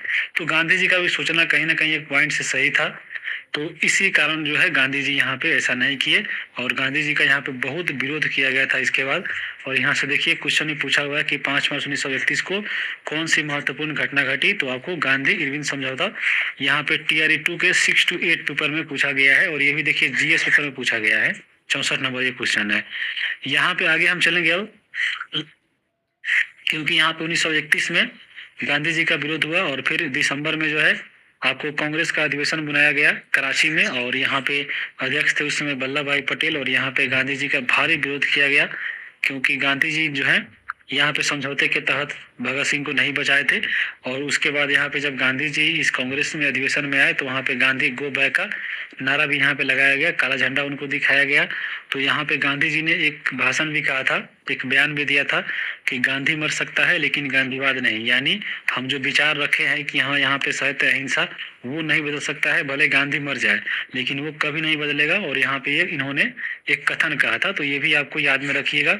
बाकी यहाँ पे देखिए ये क्वेश्चन ये भी पूछा गया है जो आपको ऊपर दिया गया था, TRE 1 के PGT में पूछा था 115 नंबर क्वेश्चन कि 64 दिन भूख हड़ताल के बाद जेल में जतिन दास की मृत्यु हुई थी, किस भारतीय नेता ने जतिन दास की प्रशंसा की थी, तो जवाहरलाल नेहरू के द्वारा किया गया था। ऑप्शन नंबर A इसका सही होगा। तो ये आपको ध्यान में रखिएगा। आगे हम चलते हैं, आगे अब है यहाँ पे चंद्रशेखर आजाद की शहादत। क्योंकि चंद्रशेखर आजाद आप देखे हैं कितने सारे घटनाओं में ये जो है भागते, मतलब फरार हो गए, पकड़े नहीं गए। जैसे HRA के तहत जो है इन्होंने जो है आपको काकोरी कांड में भी शामिल थे, बाद में HSRA के द्वारा सौंदर्य हत्याकांड में भी शामिल थे, लेकिन फिर भी ये नहीं पकड़े गए थे। तो इनकी शहादत आखिर कैसे हुई, यानी ये कैसे शहीद हुए, इनके बारे में चलिए हम लोग जानते हैं। तो इनकी मृत्यु हुई थी 27 फरवरी 1931 को। ये कैसे हुआ, चलिए हम इनको देखते हैं। सबसे पहले इनका जन्म हुआ था 1906 में मध्य प्रदेश में। और इनके समय में बहुत सारा घटना हुआ और इन घटनाओं को देखकर यहाँ पे इन्होंने एक नारा भी दिया था कि अब भी जिसका खून नहीं खौला वह खून नहीं पानी है, जो देश के काम नहीं आए वह बेकार जवानी है। क्योंकि अभी आप देखे हैं HRA के द्वारा और HSR के द्वारा कितना घटना घटा और अन्य क्रांतिकारियों को जबरदस्ती यहाँ पे लाहौर षड्यंत्र केस में फंसाया गया और उनको फांसी की सजा दी गई। तो इन सब को देख कर ही यहाँ पे इन्होंने यह नारा दिया था। और इनके जब चंद्रशेखर आजाद में देखिए ये कब कब कहाँ कहाँ शामिल थे।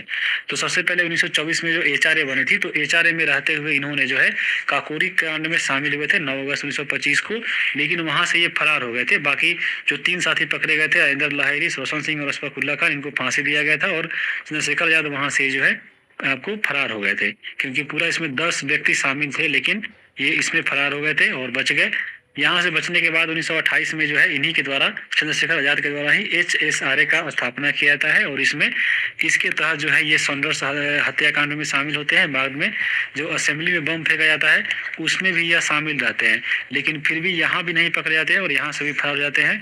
बाकी जो है 1929 में 23 दिसंबर को जो है यहाँ पे चंद्रशेखर आजाद के द्वारा वायसराय इरविन को भी जो है यहाँ पे मारने की हत्या की जाती है। तो यहाँ पे योजना बनता है और हत्या करने की योजना जो है दिल्ली मथुरा लाइन पर जो निजामुद्दीन रेलवे स्टेशन है उसके नीचे जो है बम लगाया गया था चंद्रशेखर आजाद के द्वारा, लेकिन वह जो है इरविन फिर यहाँ से बच निकला था। और यहाँ पे ये सारी घटनाओं के कारण यहाँ पे जो है अंग्रेज सरकार के द्वारा चंद्रशेखर आजाद को पकड़ने के लिए इन पे जो है इनाम लगाया गया था। इनका बोला गया था कि जो भी व्यक्ति इनको जिंदा या मुर्दा अगर कोई पकड़ लेता है तो उसको 30,000 का इनाम दिया जाएगा। इन पे जो है इनाम दिया घोषणा किया गया था सरकार के द्वारा। तो बाकी ये अपने खुद से नहीं पकड़े गए। एक दिन अपने साथियों के साथ जो है इलाहाबाद में अल्फ्रेड पार्क में जो है ये मीटिंग कर रहे थे 27 दिसंबर 1931 को। 27 तो इसी दिन जो है अपने साथी आजाद ये तो थे ही, बाकी यशपाल, सुखदेव, राज, इन सभी के साथ जो है एक मीटिंग चल रही थी। तो इसी मीटिंग के दौरान इनका एक साथी ही जो है यहाँ पे अंग्रेजों को जाकर बता दिया कि हमको इनाम मिलेगा। तो ये जाकर आपको बता दिया अंग्रेजों को कि हाँ यहाँ पे आकर अल्फ्रेड पार्क में आपके आजाद जो है बैठे हुए हैं। फिर अंग्रेजों के द्वारा चारों तरफ से जो है अल्फ्रेड पार्क को घेर लिया गया। उस समय जो इंस्पेक्टर थे नाथ बाबा के द्वारा चारों तरफ घेर लिया गया और चारों तरफ से जो है गोली बारूद शुरू की गई। अन्य साथी इनके जो है भाग निकले, लेकिन यहाँ पे जो बीच में जो आजाद थे यहाँ पे बीच में ये चारों तरफ से गोलियों के बीच में घिरे गए और इन पुलिस और आजाद के बीच में बहुत कई घंटा तक जो है इनमें मुठभेड़ चला। मुठभेड़ के दौरान जो है चंद्रशेखर आजाद ने अपनी अंतिम गोली से ही स्वयं को गोली मार ली थी, क्योंकि ये नहीं चाहते थे कि हम लोग अंग्रेज के हाथों मरे। तो ये अंतिम गोली से अपने आप को मारकर ये शहीद हो गए थे। आजाद को यानी चंद्रशेखर आजाद जब मारे गए तो ये इनके पास जो है एक पिस्तौल था जिनका नाम था कोल्ड पिस्तौल। ये कोल्ड पिस्तौल को जो है जो नाथ बाबा था वो अपने साथ इंग्लैंड ले गया, लेकिन फिर 40 साल के बाद यह जो है पिस्तौल भारत और उत्तर प्रदेश सरकार के प्रयोग से जो है पुनः यह भारत में लाया गया।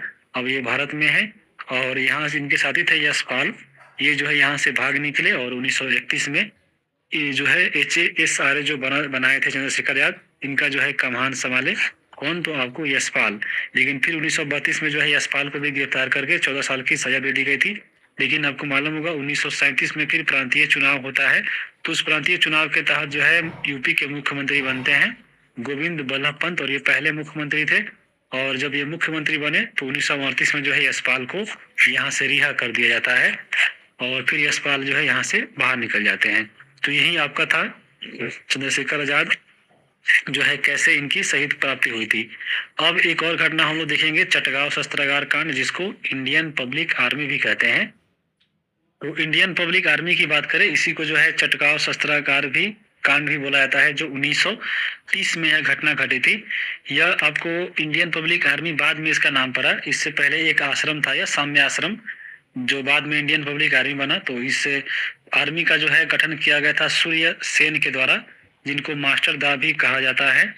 और ये जो चटगांव देख रहे हैं, चटगांव एक जगह था, उस समय तो भारत में ही पड़ता था, लेकिन अभी वर्तमान बांग्लादेश में पड़ता है, क्योंकि बांग्लादेश जो है उस समय भारत में था। तो ये वर्तमान में बांग्लादेश में है और उस समय भारत में पड़ता था। तो सबसे पहले एक आश्रम बनाया गया था जिसका नाम था साम्य आश्रम। इसमें जो है सूर्य सेन वो लोग रहते थे और अपने साथियों के साथ जो है एक अपना सेना का संगठन किया। और उस सेना का संगठन का नाम जो रखा गया वह चटगांव जगह के नाम पर रखा गया, चटगांव रिपब्लिक आर्मी। और फिर ये बाद में जाकर जब इसमें लोग का एक संगठन बन गया, लोग जुड़ने लगे, तो इसका नाम जो है इंडियन पब्लिक आर्मी रख दिया गया। और इसका एक उद्देश्य तय किया गया कि इसमें जो है अपने हथियारों को प्रशिक्षण देंगे, हथियार जो है धन का प्रबंध हम लोग करेंगे, और यह जो है हम लोग धन का प्रबंधन करेंगे, वह जो है शस्त्रागार को लूट कर करेंगे, और साथ में रेल डाक तार व्यवस्था भी हम लोग ठप करेंगे, ताकि मान लीजिए अगर कहीं पे हम लोग लूट करते हैं तो वहाँ पे जो भी अंग्रेज है वो हम लोग को नहीं पकड़ पाए। अगर रेल का कनेक्शन हम तोड़ देंगे, डाक तार व्यवस्था ठप कर देंगे, तो संपर्क जो है हम लोग के पास नहीं बना पाएंगे। तो ये इनका योजना था। और इनका एक योजना और था कि चटगांव जो शस्त्रागार था, जहाँ पे जो है अंग्रेजी खजाना हथियार रखा गया था, तो उसको लूट कर वहाँ पे जो हम लोग जो है स्वतंत्र सरकार बनाएंगे। ये जो है इंडियन पब्लिक आर्मी का उद्देश्य था, और कहीं ना कहीं उद्देश्य को पूर्ति भी ये लोगों ने कर लिया था। और बाकी ये जो ये आर्मी था, इसमें 2 महिलाएं भी शामिल थी, ये बहुत नाम है और TR1 में पूछा गया है, TR पेपर में। ये 2 महिलाएं आपको कल्पना दत्त थी और एक थी प्रीति लता, ये दोनों महिलाएं इसमें शामिल थी। तो शस्त्रागार लूटने की योजना बनी, और यह जो है डेट निर्धारित किया गया 18 अप्रैल 1930 रात को 9:30 बजे। और इसमें जितने भी सेना थे वो सभी लोग जो है शस्त्रागार को लूटने चले गए। तो इसमें देखिए कौन कौन थे, गणेश घोष, लोकनाथ बाउल और उनके साथी के नेतृत्व में जो है हथियार को यहाँ से लूट लिया जाता है। और हथियार को लूटने के बाद वहाँ पे जो भी अंग्रेजी सैनिक होते हैं उसको मार कर भगा दिया जाता है, और फिर चटगांव को जो है आज़ाद कर लिया जाता है। और यहाँ पे एक अस्थायी सरकार की स्थापना होती है, और वहाँ पे उस समय अंतरिम जो सरकार होता है उसके राष्ट्रपति जो है सूर्य सेन को बनाया जाता है। तो ये आपको बहुत ही इंपॉर्टेंट घटना है। और उसके बाद यहाँ पे जब ये घटना मालूम चली अंग्रेजों को, यह हमारे साथ ऐसा हुआ था, अंग्रेजों ने जो है इसके पलट में जवाब भी दिया था, और यहाँ पर अंग्रेजों के द्वारा फिर सेना लाकर इन पे कार्रवाई किया गया, और फिर जो है चटगांव पे पुनः जो है अपना कब्जा कर लिया था अंग्रेजों ने। और फिर 1933 में जो है सूर्य सेन को गिरफ्तार कर लिया गया। बाद में इनके जो भी अन्य साथी थे जो इस आर्मी में कहीं ना कहीं अच्छे पद पे थे, जिसमें तारकेश्वर दत्त थे, उनको भी गिरफ्तार कर लिया गया। जो 2 महिलाएं थी, कल्पना दत्त और प्रीति लता वाडेकर, तो कल्पना दत्त को जो है गिरफ्तार कर लिया गया था, और साथ में प्रीति लता जो थी, गिरफ्तारी से बचने के लिए इन्होंने जो है अपनी आत्महत्या कर ली थी। यहाँ पे याद रखिएगा, जो कल्पना दत्त थी इनको गिरफ्तार कर लिया गया, सजा दिया गया। बाकी ये अपना तो प्रीति लता खुद से इन्होंने जो अपना आत्महत्या कर ली थी, और इसमें जो गणेश घोष और लोकनाथ बाउल थे, ये जो है गिरफ्तार करके इनको आजीवन कारावास पोर्ट ब्लेयर जेल में भेज दिया गया था। तो ये इनका घटना था। बाकी यहाँ पे आप देखिए क्वेश्चन पूछा गया है कि चटगांव शस्त्रागार हमले के दौरान कौन महिला जो है क्रांतिकारी मारी गई थी। तो यहाँ पे जो प्रीति लता वाडेकर थी, ये अपना मारी गई थी। तो ऑप्शन नंबर यहाँ पे ए इसका सही है। यहाँ पे देखिए पहला एक और क्वेश्चन पूछा गया है, ये जो है गदर आंदोलन से है। तो गदर आंदोलन हम लोग यहाँ पे नीचे देखेंगे, TR3 में पूछा गया इससे क्वेश्चन। यहाँ पे देखिए गदर पार्टी, और यहाँ पे जो है क्वेश्चन पूछा है कि गदर आंदोलन एक क्रांतिकारी आंदोलन जिसका उद्देश्य भारत में ब्रिटिश शासन को उखाड़ फेंकना था, इसके नेता कौन थे। तो यहाँ पे ऑप्शन देखिए, करतार सिंह, लाला लाजपत राय या भगत सिंह, या इनमें से कोई नहीं। तो यहाँ पे आपको आंसर क्या होगा, इसमें जो है लाला हरदयाल होगा, जो आपके ऑप्शन में नहीं है। तो ऑप्शन नंबर इसका ई होगा। पहला इसका ऑप्शन में गलत हो जाएगा, तो ऑप्शन नंबर इसका ई होगा, इनमें से कोई नहीं। अब हम चलिए यहाँ पे हम लोग बात करते हैं गदर पार्टी के बारे में। तो देखिए गदर पार्टी जो है एक विदेश में बनाया गया था 1913 में। गदर पार्टी जो है कहाँ बनी थी, तो अमेरिका में बनी थी, सैन फ्रांसिस्को में 25 जून 1913 को। इसके जो है महासचिव थे लाला हरदयाल, और अध्यक्ष थे सोहन सिंह भाकना। इसमें जो सहयोगी सदस्य थे रामचंद्र बरकतुल्ला, राम बिहारी बोस, उसके साथ देखिए राजा महेंद्र प्रताप, अब्दुल रहमान, मैडम भिखाजी कामा, ये जो है सहयोगी सदस्य थे गदर पार्टी के। इसके बाद देखिए गदर पार्टी ने जो है युगांतर प्रेस की स्थापना की थी, और इस प्रेस की स्थापना कर ली। उसके बाद 1 नवंबर 1913 को जो है गदर नाम से एक पत्रिका निकाली, और उस पत्रिका को जो है यहाँ पे पहले तो ये पत्रिका जो है साप्ताहिक थी, बाद में इसको मासिक कर दिया गया, और ये पंजाबी, मराठी, अंग्रेजी, हिंदी, गुजराती में जो है यह निकालती थी। बाद में यहाँ पे देखिए इसमें जो है इसका उद्देश्य क्या था गदर पार्टी का, तो भारतीय सेवा में विशेष करके सिखों को जो है विद्रोह की भावना पैदा करना और क्रांति के लिए तैयार करना, ये जो है गदर पार्टी का उद्देश्य था। उसके बाद 1 नवंबर 1913 को जो है सोहन सिंह भाकना ने हिंदू एसोसिएशन ऑफ अमेरिका की स्थापना भी की थी। प्रथम विश्व युद्ध के समय अमेरिका जब ब्रिटेन की तरफ से शामिल हुआ, तो बाद में यहाँ पे जो है इस दल को यानी गदर पार्टी को जो है गैर कानूनी, यहाँ पे गैर होगा, घर नहीं होगा, गैर कानूनी जो है घोषित कर दिया गया था। तो इतना घटना आप गदर पार्टी से याद रखिएगा। बाकी यहाँ पे देखिए क्वेश्चन जो पूछा गया था, यहाँ पे गदर पार्टी की स्थापना किस स्थान पे हुई थी, तो आपको बताया है सैन फ्रांसिस्को अमेरिका में हुआ था। टीआरई 2 के टीजीटी में पूछा गया है। टीआरई 1 के टीजीटी में सवाल पूछा गया था कि 1 नवंबर 1913 को गदर का पहला अंक किस भाषा में प्रकाशित किया था, तो गदर का पहला अंक उर्दू में ये जो है लाया गया था, पहला उर्दू में, बाकी उसके बाद गुरुमुखी लिपि में भी आया, लेकिन सबसे पहले उर्दू में आया था। तो ये भी आपको क्वेश्चन पूछा गया है, तो याद रखिएगा। बाकी अब हम देखिए इसमें, अब हम देखेंगे मैडम भीखाजी कामा के द्वारा, जिनको जो है मदर ऑफ इंडियन रिवोल्यूशन कहा जाता है, यानी भारतीय स्वतंत्रता की माँ बोला जाता है मैडम भीखाजी कामा को। तो इनका जन्म हुआ था महाराष्ट्र में, यानी ये आपको पारसी परिवार में इनका जन्म हुआ था। 24 सितंबर 1861 को इनका शादी हुआ था रुस्तम के आर कामा से, जो पेशे से वकील थे। और ये जो है मैडम भीखाजी कामा दादा भाई नौरोजी के निजी सचिव के रूप में भी काम की, और धीरे धीरे ये ऐसे ही करके स्वतंत्रता आंदोलन से ये लोग जुड़ गए। बाकी ये विदेश में रहते थे ज्यादा करके आपको, और वहीं से जो है स्वतंत्रता आंदोलन में भाग लेते थे। तो 22 अगस्त 1907 को इनके द्वारा एक बहुत महत्वपूर्ण घटना घटी। ये जो है जर्मनी में एक सम्मेलन होने वाला था, अंतर्राष्ट्रीय सोशलिस्ट सम्मेलन। इसके इनमें जो है इनके द्वारा प्रथम जो है राष्ट्रीय झंडा फहराया गया था, आपको विदेश में, याद रखिएगा, जर्मनी में। तो याद रखिएगा भारतीय स्वतंत्रता का प्रथम राष्ट्रीय झंडा फहराया किसने, तो मैडम भीखाजी कामा 1907 में 22 अगस्त को अंतर्राष्ट्रीय सोशलिस्ट सम्मेलन जर्मनी में। उसके बाद मैडम भीखाजी कामा की बात करें तो ये जो है क्रांतिकारी राष्ट्रवाद की समर्थक थी। ये जो है श्याम जी कृष्ण वर्मा जो लंदन में इंडिया हाउस बनाए थे, उनके भी ये सहयोगी थी। इन्होंने जो है यूरोप और अमेरिका से क्रांति का संचालन यहाँ पे किया करती थी, और इनके द्वारा एक पत्रिका भी निकाला गया था जिनका नाम था वंदे मातरम। ये जेनेवा से निकाला गया था, तो ये भी याद रखिएगा। बाकी 1835 में जो है 1935 में सॉरी इनकी मृत्यु जाती है बम्बई में। तो मैडम भीखाजी के बारे में इतना आप याद रखिएगा। अब यहाँ पे हम थोड़ा एक और अफगानिस्तान में भारत की जो प्रथम अस्थायी सरकार बने इसके बारे में बात कर लेते हैं।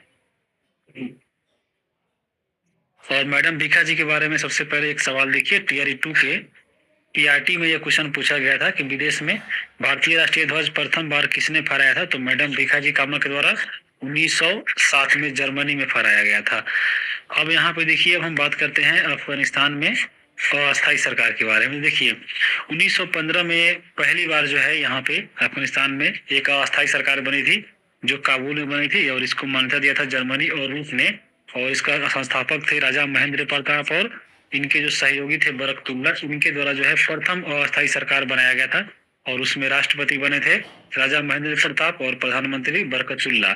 लेकिन यहाँ पे जो बीपीएससी क्वेश्चन पूछा हुआ है टीआरई 3 में, टीजीटी में देखिए, और ये क्वेश्चन आपका है 70 नंबर, यानी आपको ये जीएस का सवाल है। और यहाँ पे देखिए ये क्वेश्चन है कि देश के बाहर स्वतंत्र भारत की अस्थायी सरकार को संगठित करने में कौन आगे बढ़ा। तो यहाँ पे देखिए ये बीपीएससी जो आंसर माना है रास बिहारी बोस माना है, लेकिन यहाँ पे जब क्वेश्चन को देखा जाए तो ऐसा ही क्वेश्चन आपको यूपीपीसीएस से भी पूछा है, लेकिन वहाँ पे राजा महेंद्र प्रताप जो है आंसर माना गया था। लेकिन बीपीएससी जो है रास बिहारी बोस है, क्योंकि यहाँ पे पहली नहीं पूछ रहा है, यह पूछ रहा है सरकार को संगठित करने में कौन आगे बढ़ा। तो हो सकता है यह बिल्कुल सही हो, लेकिन ऐसे अगर पूछे कि हाँ पहली बार किसने जो है बनाई, अगर अफगानिस्तान पूछ ले तो कोई दिक्कत ही नहीं है, राजा महेंद्र प्रताप तो होगा ही। बाकी यहाँ पे ये क्वेश्चन जो है रास बिहारी बोस आंसर माना गया है यूपीएससी के द्वारा। अब हम एक और घटना पढ़ते हैं, कामागाटा मारू प्रकरण, जो बहुत इंपॉर्टेंट है। यह जो है एक जापानी जहाज था कामागाटा मारू। तो ये क्या था, चलिए हम इसको देखते हैं। तो आइए हम लोग जानते हैं कि कामागाटो प्रकरण क्या है। तो सबसे पहले कामागाटा मारू जो है एक जहाज था, जापानी जहाज था। तो ये जो जापानी जहाज था कामागाटा मारू, इसको जो है एक भारतीय व्यक्ति जिनका नाम था गुरुदत्त सिंह, ये जो है इसको भारत पर लेते हैं, और भारत पर लेकर इसमें जो है भारतीय व्यक्ति को भरकर ये ले जाते हैं कनाडा। कनाडा ले जाकर ये क्या करते हैं, जिस प्रकार अभी देखे हैं जैसे जर्मनी में हो गया, चाहे आपको लंदन में हो गया, भारतीय व्यक्ति जाकर वहाँ पे अपना आंदोलन शुरू कर रहे थे, संगठन बना रहे थे। तो उसी प्रकार ये जो गुरुदत्त सिंह ये चाहते थे कि हम यहाँ पे कनाडा में जाकर वहाँ पे जो ब्रिटिश है, चाहे हम लोग वहाँ पे एक संगठन बनाकर ये जो है ब्रिटेन का यहीं से हम लोग आंदोलन की शुरू करें। तो इसीलिए जो है गुरुदत्त सिंह एक कामागाटा मारू जहाज जो है भारत पर लेते हैं, और यहाँ पे भारतीयों को लेकर ये जाना चाहते हैं कनाडा, और वहाँ पे जाकर ये वहीं से जो है क्रांतिकारी आंदोलन में अपना भाग देना चाहते हैं। तो यही इसमें कामागाटा मारू जहाज का रोल जो है। चलिए इसको हम एक एक करके अच्छे से देखते हैं। सबसे पहले मार्च 1914 में ये जो गुरुदत्त सिंह थे, ये कामागाटा मारू जहाज को जो है हांगकांग के मिस्टर बुने से ये भाड़ा पर लेते हैं। यानी अभी आप समझिए, ये जो है अभी जो आपका कामागाटा मारू जहाज है ये हांगकांग में ये भाड़े पर लिए। अब यहाँ से जो है गुरुदत्त सिंह जाना चाहते हैं कनाडा, यानी सी से कनाडा। तो ये कनाडा जाना चाहते हैं आपको गुरुदत्त सिंह। लेकिन उस समय कनाडा में नियम यह था कि यदि कोई भारतीय अगर मान लीजिए कनाडा आना चाहता है तो वह डायरेक्ट कनाडा आए भारत से, दूसरे देश से अलाउ नहीं है। यानी जो भारत का व्यक्ति अगर भारत से अगर कनाडा आएगा तो ठीक है, लेकिन हांगकांग से चाहे दूसरी जगह से आप डायरेक्ट कनाडा नहीं आ सकते, यह नियम था। तो इसलिए जो है यहाँ पे कामागाटा मारू जहाज नहीं जा सकता था आपको कनाडा हांगकांग से। लेकिन 1913 में कनाडा के सुप्रीम कोर्ट ने जो है 35 भारतीयों को कनाडा आने का एक ऑफर दिया और एक आदेश दिया, जो सीधा डायरेक्ट भारत से नहीं जा रहे थे, यानी कहीं से भी वो कनाडा पहुंच सकते थे, चाहे हांगकांग से, चाहे कहीं से भी हो, चाहे इंडिया से भी हो। यानी 35 भारतीयों का यहाँ पे जो है आदेश दिया। इस बात जब पता चला गुरुदत्त सिंह को, तो गुरुदत्त सिंह यहाँ पे उत्साहित होकर 376 यात्रियों को लेकर जो है हांगकांग से जो है ये वैंकूवर के लिए, यानी कनाडा में एक जगह था वैंकूवर, ये वैंकूवर जो है वैंकूवर बंदरगाह था, ये जो है गुरुदत्त सिंह यहाँ पे वैंकूवर जाके यह पहुंच गए। जब ये यहाँ पे रवाना हुए तो रास्ते में ये जो आपका जहाज था, तो इस जहाज पे बहुत सारे भारतीय क्रांतिकारी भी बैठे थे। तो क्रांतिकारियों के द्वारा जो है इनमें बैठे लोगों को जो है यहाँ पे जो है भाषण, जो शिला भाषण दिया जा रहा था, ताकि आपको वहाँ पे जाना है, कैसे अंग्रेजों को हम लोग यहाँ पे खदेड़ेंगे, भगाएंगे, ये सब जो है यहाँ पे सलाह दिया जा रहा था। और ये उसमें जो क्रांतिकारी लोग थे जो इनको जो शिला भाषण दे रहे थे, उनमें भगवान सिंह थे, रामचंद्र बरकतुल्ला थे, ये सभी जो है जहाज में बैठे भारतीयों को यहाँ पे जो है जो शिला भाषण देकर ब्रिटेन के खिलाफ ये लोग जो है प्रेरित कर रहे थे। और इसी के तहत इसमें जो है एक कमेटी बन गई जिसका नाम था शोर कमेटी, इसको तटीय कमेटी भी कहते हैं। इसमें यह था, इसका उद्देश्य थी कनाडा में हम लोग यात्रियों के अधिकारों को लड़ने के लिए बनाया गया था शोर कमेटी, जिसका नेतृत्व कर रहे थे हुसैन रहीम, सोनलाल पाठक और बलवंत सिंह। और यहाँ से क्वेश्चन पूछा गया, बहुत इंपॉर्टेंट है, शोर कमेटी याद रखिएगा। इन सब के नेतृत्व में जो है बनाया गया कि ताकि कनाडा में यात्रियों के अधिकारों को लड़ा जाए। उसके बाद 23 मार्च 1914 को जो है जहाज जो है वैंकूवर यानी कनाडा पहुंच गया। लेकिन जैसे ही कनाडा सरकार को पता चला तो कनाडा सरकार यहाँ पे दिया था 35 व्यक्तियों को आने का आदेश, और ये लोग पहुंच गया 376 आदमियों को लेकर। जब ये वहां पे पहुंचा तो यहाँ पे क्या हुआ कि जो कनाडा सरकार थी वह यहाँ पे जहाज उतारने की अनुमति नहीं दी, क्योंकि वो 35 को ही बोला था, 376 लोग लेकर आ गए। तो ये लोग जो है कनाडा सरकार अनुमति नहीं दी।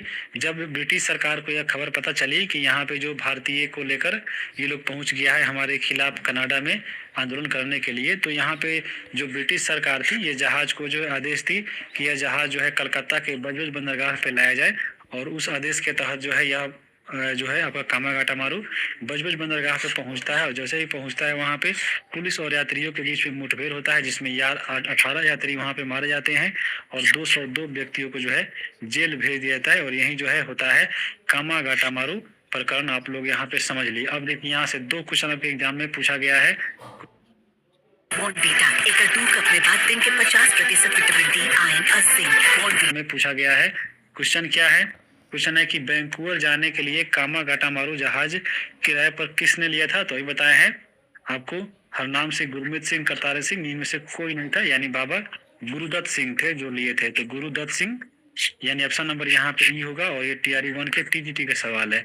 देखिए उसके बाद TRE 1 के TGT का ही सवाल है, अगला ही सवाल, यानी 35 नंबर ये था और उसके बाद 36 नंबर ये पूछ लिया था कि शोर कमेटी की स्थापना कौन संबंधित नहीं है। अभी आप देखे हैं, अब देखिए आप पढ़िएगा भारत इतिहास और उसमें खोजिएगा कि शोर कमेटी कहाँ दिया गया है, तो कहीं नहीं मिलेगा।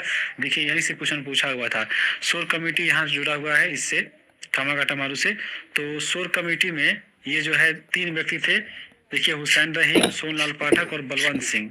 यहाँ पर ये हुसैन रहीम पूछा है कौन नहीं है, तो हुसैन रहीम जो थे उसके बाद देखिए बलवंत सिंह भी थे, ये देखिए भगवान सिंह जो थे ये नहीं थे। तो ऑप्शन नंबर यहाँ पे इसका सी आंसर हो जाएगा। भगवान सिंह जो थे क्रांतिकारी जो थे, जो शिला भाषण दिए थे। तो यहाँ पे ये सब जो है घटना आपको इसी से संबंधित है। अब ये आपको पूरा पढ़ लिया।